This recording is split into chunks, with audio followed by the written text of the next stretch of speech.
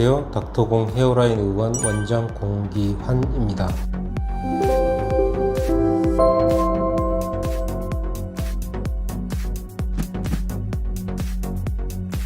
우리가 모발이식을 분류할 때 이식이란 관점에서 분류를 하게 되면 첫째로 이제 모발이식을 이식하는 기술에 따라서 분류할 수가 있고요. 대표적인 식목유로 심느냐 아니면 슬립 방식으로 심느냐 이런 게 있을 수 있고, 두 번째는 이식 부위에 따라서 우리가 분류를 또 할 수가 있는데, 대표적인 게 이제 정수리 모발이식이다, 헤어라인 모발이식이다, 뭐 눈썹 모발이식이다 등등 이런 식으로 이식 부위를 가지고 분류할 수가 또 있고요. 또 하나 방법이 털이 있는 부위에 심느냐 아니면 없는 부위에 심느냐, 요걸 가지고 또 분류를 할 수가 있겠습니다. 털이 없는 부위에 심는 경우 대표적인 게 이제 헤어라인 M자 같은 경우 아예 피부에다가 심는 거고요.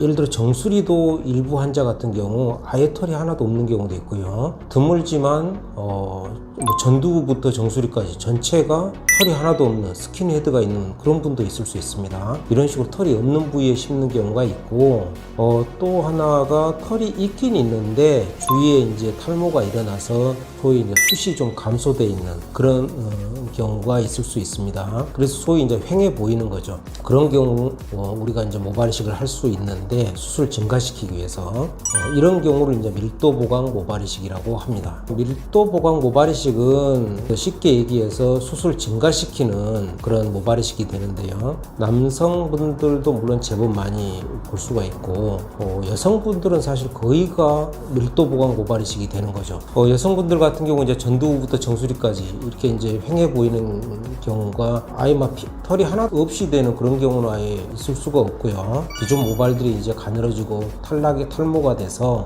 휑해 보이는 건데, 저번에도 한번 제가 이제 여성형 탈모 때 한번 말씀드린 것처럼 여성들은 머리의 제일 꼭대기, 그러니까 탑 부위죠. 거기서부터 방사선 형태로 이렇게 탈모가 되거나 아니면 가르마를 중심으로 해서 탈모가 되는, 이런 이제 가르마를 중심으로 해서 탈모가 되는 경우는 그 패턴이 마치 이제 크리스마스 트리 양상이라고 해서 크리스마스 트리 패턴의 탈모라고 하는데요. 이제 여성들은 여하튼 간에 이런 대부분이 숱이 감소되는 양상을 볼 수가 있고, 이런 경우 이제 우리가 밀도 보강 모발이식을 하게 됩니다. 물론 남성들도 아까도 말씀드린 것처럼 제법 많이 있고요. 밀도 보강 모발이식에서 꼭 말씀드리고 싶은 거는, 일부 환자분들 같은 경우 이거를 이제 심으면 다 이제 모든 게 해결되는 게 아니냐 이렇게 생각할 수는 있지만, 기본적으로 이제 모발이식이라는 것 자체가 탈모가 일어난 부위에 이식하는 게 모발이식이고, 물론 이제 굉장히 가늘어져 있는 거의 막 솜털 같은 부위는 중첩해서 물론 심을 수는 있습니다. 그렇지만 기본 원칙은 탈모가 있는 부위에 심는 게 모발이식이기 때문에, 심은 모발 자체가 사실 수명이 굉장히 긴 모발들이죠. 근데 기존 모발들, 이미 있는 등성이 있는 기존 모발들은 사실 대부분 탈모 있는 분들 보면 기존 모발들이 가늘고 상태가 좀 안 좋죠. 그런 모발들이 또 계속 탈모가 일어나고 있고요. 밀도 보강 모발이식을 할 경우는 심은 모발도 심은 모발입니다만은 기존 모발 관리를 계속 꾸준히 잘 하셔야 됩니다. 그래서 더 이상의 탈모를 막고 궁극적으로는 더 두껍게 만드는 그런 탈모 관리를 반드시